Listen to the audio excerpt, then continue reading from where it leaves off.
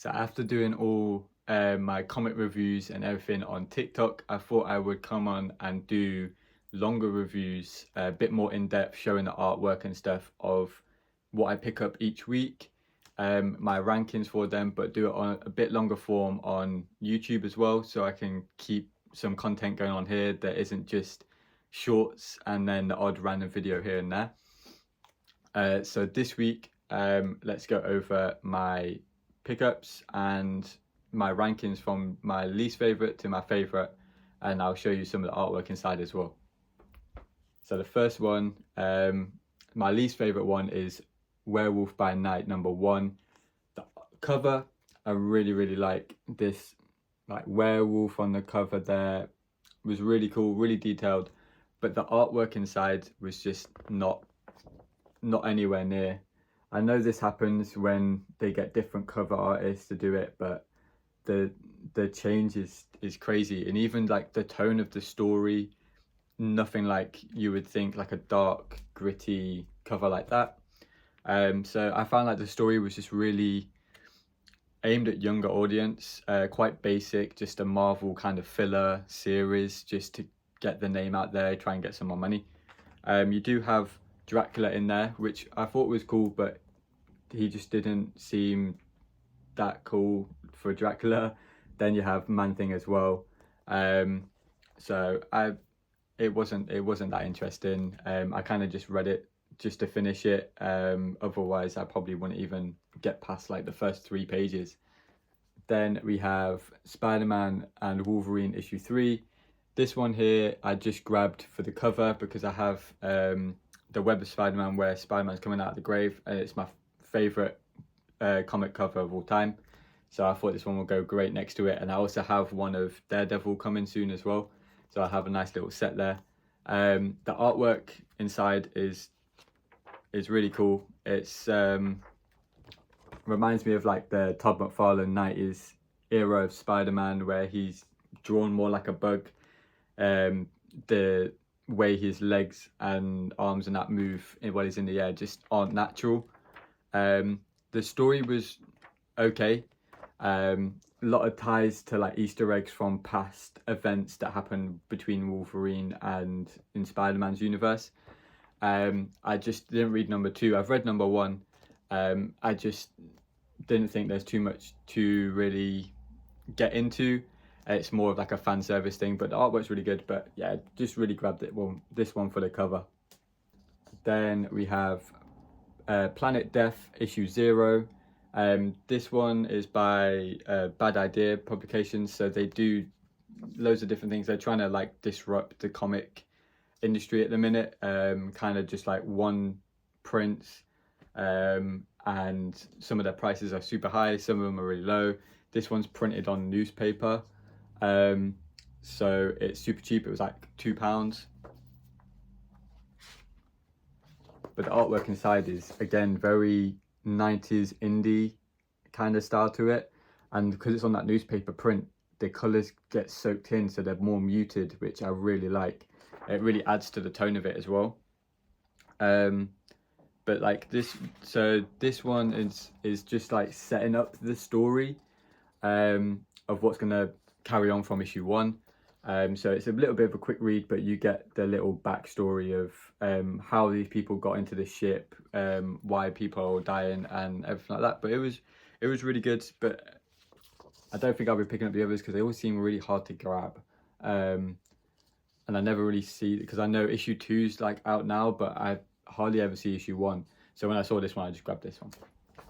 Then going into the top 3, we have Bring on the Bad Guys Loki #1. So this is a one-shot, but I think there's 7 in total of different villains, all with the same style of cover as well. They're all tie in together, but they just keep putting it as a one-shot for each issue.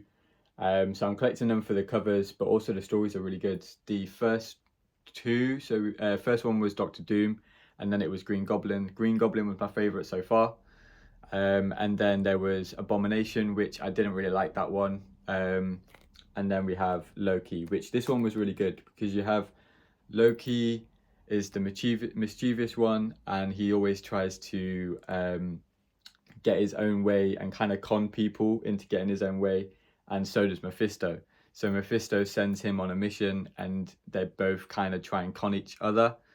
And Loki's told to come and kill this one child for Mephisto. He is part of the Khonshu bloodline, and Loki goes and makes a big story, a big event out of it, turns it into a theater, and then right at the end you get this little twist for like how Loki's trying to kind of change the deal and get it in his favor instead of Mephisto's. But the artwork was good as well inside. It kind of works with the theater kind of vibe to it. It's set in olden day like Paris.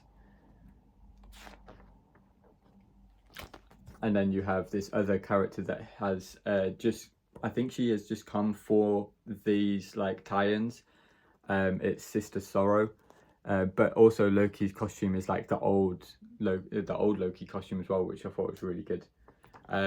There's also a little tie-in issues at the back. They told you the backstory of Sister Sorrow, and then in this one it's just a little bit more backstory for the main story that's running through all of them. And then the next one is Red Skull. So we only have 3 left. We have Red Skull left, Dormammu and Mephisto. But yeah, this one was a good read, but the other 2 for me just kind of topped it.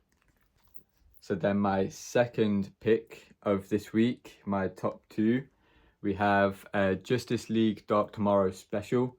So this one is a double-sized issue, and it is setting up the new DC event that's going to be happening with Darkseid.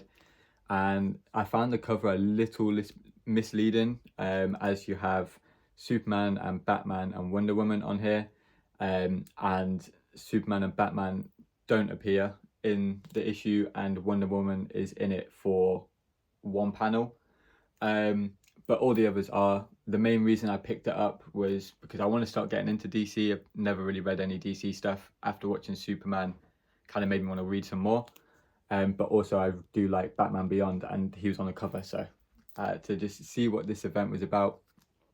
And it's about these different time travelers in the DC universe from different eras are slowly getting picked off and being killed, and they are slowly coming together to try and help all the other ones and try and stop this from happening and figure out why people are after them. These like little demon things are after them.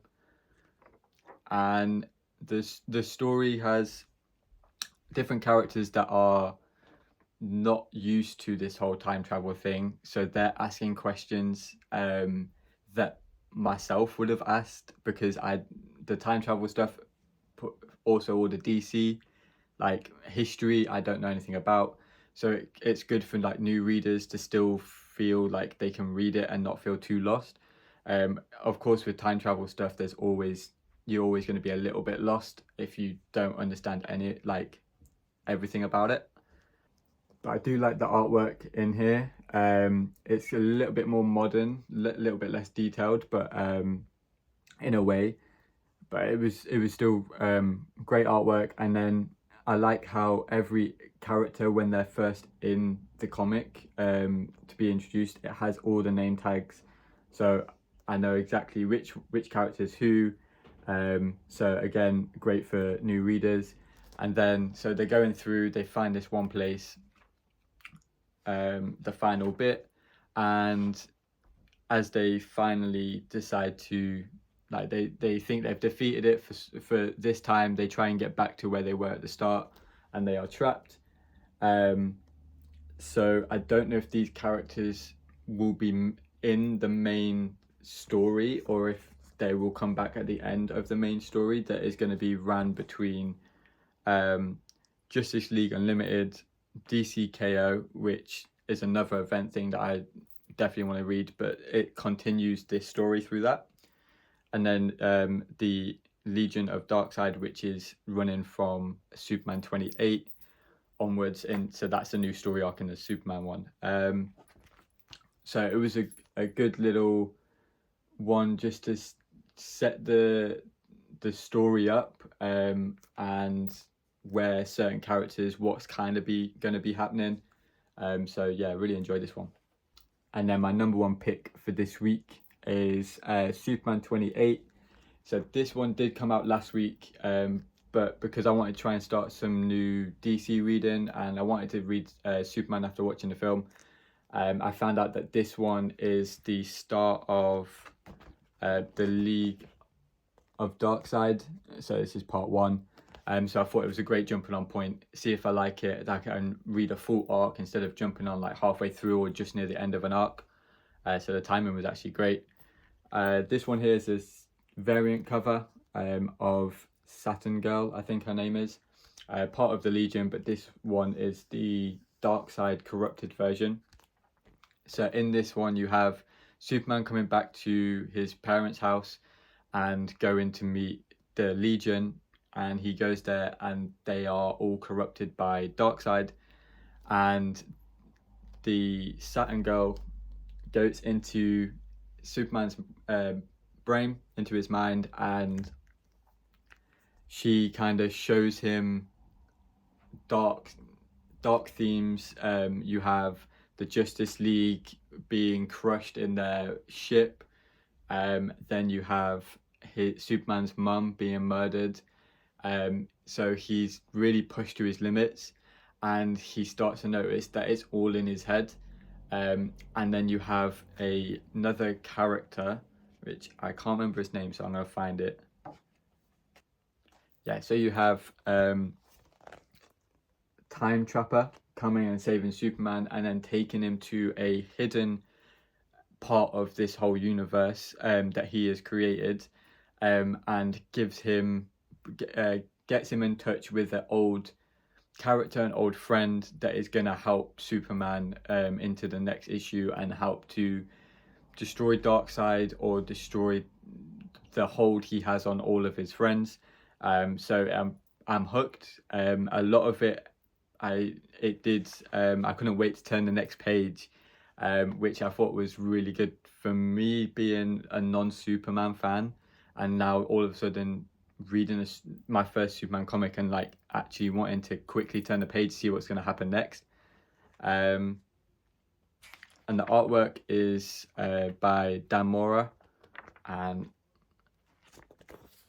it's super colorful at the start, and then as you get into the more corrupt side, it does get a lot darker as well with like the colors and stuff. But it was like the facial expressions, the panel selection, everything was really, really good. So this one made it my top pick, and I'm actually excited to pick up Superman next month and see where this story goes, where this arc goes, especially with the tie-in from the Justice League as well.